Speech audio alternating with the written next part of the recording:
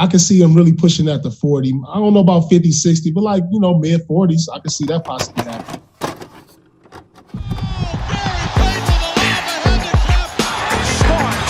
Hey guys, this is Dominique Wilkins. Hey, this is Sean Kemp. This is Gary Payton. Hey, this is Pau Gasol. NBA fans, what's up? This is Vince Carter here. Hey, what's up? This is Matt Barnes. If you're an old school NBA fan like I am, make sure you check out the Basketball Time Machine with my man Sean David. Hello guys, welcome back to the Basketball Time Machine. My name is Sean David. Thanks for tuning in. Let's talk some old school NBA basketball.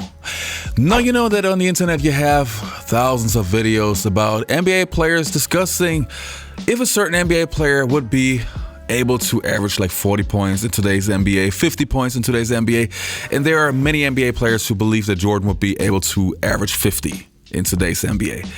And I actually thought, okay, objectively, is he really capable? That's the topic of today's episode. But before we start with that, let me ask you guys for a small favor. If you're new to the show, please subscribe to the channel. And if you like the content, leave a like. Let's go for it.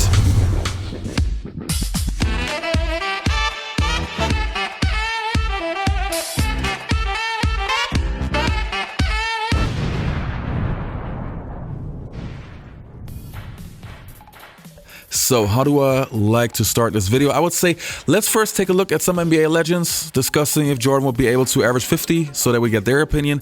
And then I'm going to break down certain elements and then we discuss if I agree. So let's start with some legends. If Michael played today, he'd probably average almost 50 a game.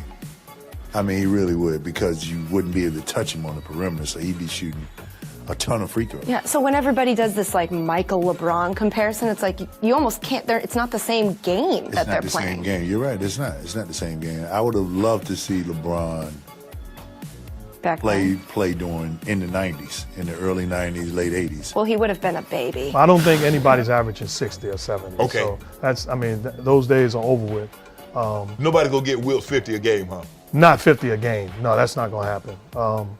But I will say this: Michael Jordan would average whatever he want to average. You believe he can get 40 a night? Yeah, he can. Yeah. If there's no question about it. 40 a night, Yeah, 40. Yeah.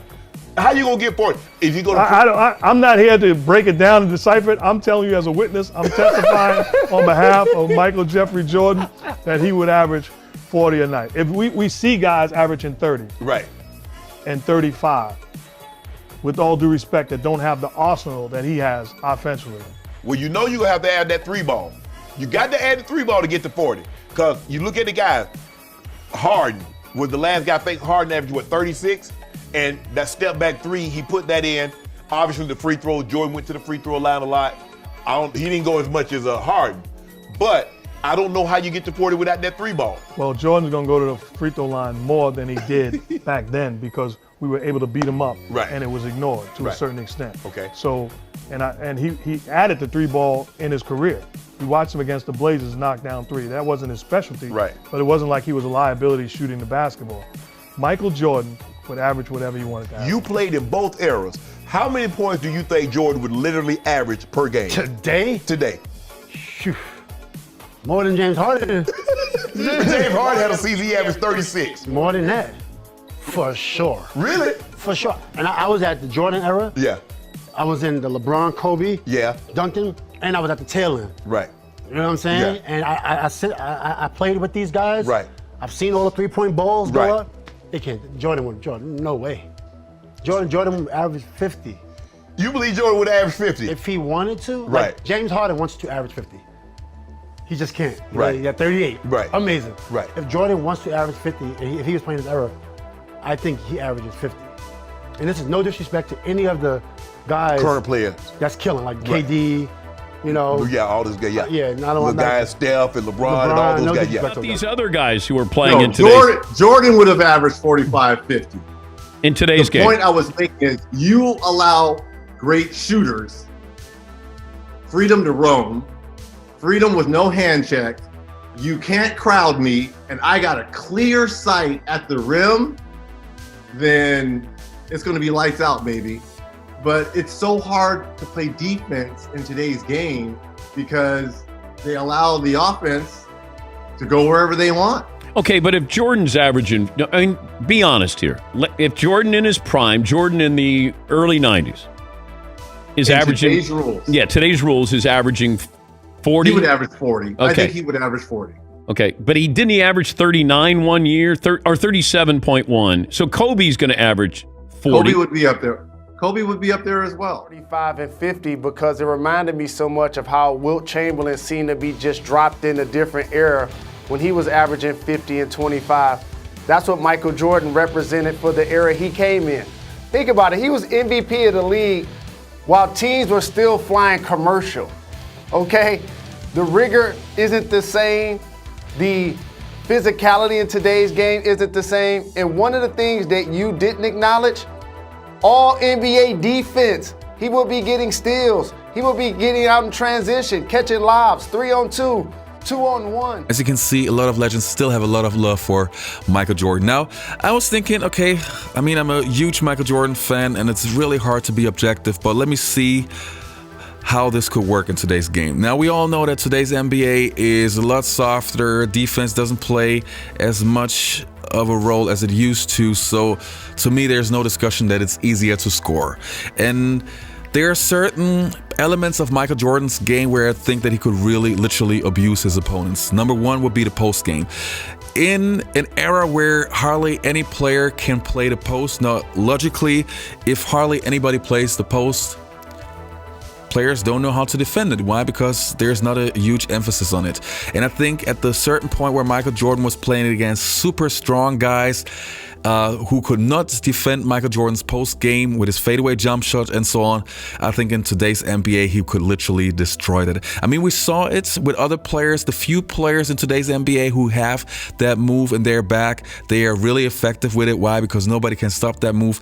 And I think if Jordan would play in today's game, he would easily have like 20 points just on his post game alone. Then the next thing that we have to talk about is obviously the spacing. Now we have to remember back in the day, the NBA was working totally different. I mean, the game looked different. We had always the bigs in the paint who were basically beating the shit out of you if you would enter that zone, but also the game was held a little bit more narrow. So the game was played inside out. And now it's vice versa. So the game is also now with the stretch four and everything, the game has a lot more gaps. And just to think that Jordan would have all this space to really go to work. I mean, who could stop Michael Jordan one-on-one? And honestly, I think even two players at the same time would have a problem guarding Michael Jordan. So that would be two things that I really, really believe would be a huge problem for today's NBA players. Plus, as I said, the rim protectors are gone. So just to have the thought that Michael Jordan could penetrate the paint and there's nobody who was willingly able to kill him, it's a huge change. It's a huge change. And now the hand checking is gone, another element. So I definitely understand where the other NBA players are coming from. Now, the only reason why I think that Jordan would not average 50 points per game is that, and this is something that many people overlook or many people don't give Michael Jordan the credit for. There are a lot of people who say that Jordan was a very, very egoistic basketball player, very, very focused on his scoring. And yes, his main job was to score, but if you take a look, he was also a good passer. If you compare him, for example, to James Harden, Harden averages a lot more assists than Jordan, but with Harden, it always looks like a last resort, like, okay, I can't score, let me pass. And with Jordan, he seemed to me to be a willingly passer, which means if he sees that somebody's open, he would make the pass. There was always just one thing that with Jordan, you had some players that when he would jump up and go and pretend to shoot, players would already look up and wouldn't be available to catch a pass, but that's a different story. I think the only reason why Michael Jordan would not average 50 points is because he did not want to. He would like to get his teammates involved to a certain degree. A realistic number that I think that Jordan would average in today's NBA would be like 42, 43. That I definitely see Jordan average in today's game, especially when in 1988 he was averaging 37 points per game. So that to me is a no-brainer. Is that great that Jordan is able or was able to score that much in today's NBA? No, it's terrible, but that is not Jordan's fault. That's The lack of defense and the lack of attitude and the lack of, we all know that stuff. What can you say? Hey, by the way, Jordan is the greatest player of all time. Did you know that? Anyway, you guys, you can post in the comments below. Let me know what you guys think. Would Jordan average 50 points in today's NBA, and would he like to average 50 points in today's NBA? Let me know in the comments below, and I'll see you next time on the Basketball Time Machine.